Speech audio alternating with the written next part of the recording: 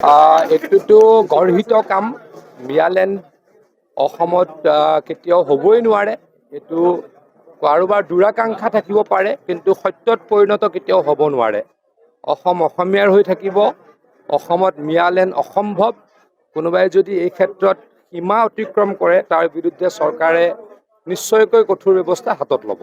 চাওক, আপোনালোকে দেখিছেই, সকলোৱে দেখিছেই, মুখ্যমন্ত্ৰী ডাঙৰীয়াই বাৰে বাৰে কৈ আছিলে যে অসমৰ সাংসদগৰাকীৰ পাকিস্তানৰ লগত সম্পৰ্ক আছে। তেখেতৰ পত্নীয়ে পাকিস্তানৰ কোনোবা সংস্থাৰ পৰা দৰমহা লয়।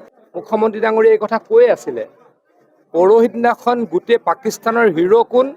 আমাৰ সাংসদগৰাকী। পাকিস্তানৰ টিভিত, পাকিস্তানৰ ছ'চিয়েল মিডিয়াত যোৱাকালি কোন হিৰো? আমাৰ অসমৰ সাংসদগৰাকী। যিখন ৰাষ্ট্ৰ আমাৰ চিৰবৈৰী, সেই চিৰবৈৰীখনৰ যদি নয়নৰ মণি আমাৰ এজন সাংসদ হয়, ইয়াতকৈ অসমীয়াৰ কাৰণে দুখৰ কথা একো নাই।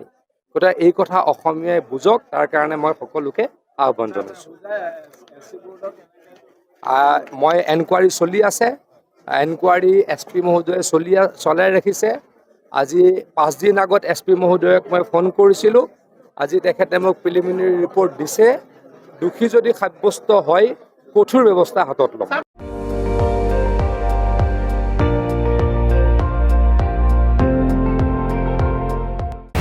আপুনি চাই আছে ND24, সৰ্বশ্ৰেষ্ঠ নহয়, সৰ্বোত্তমৰ দৌৰ।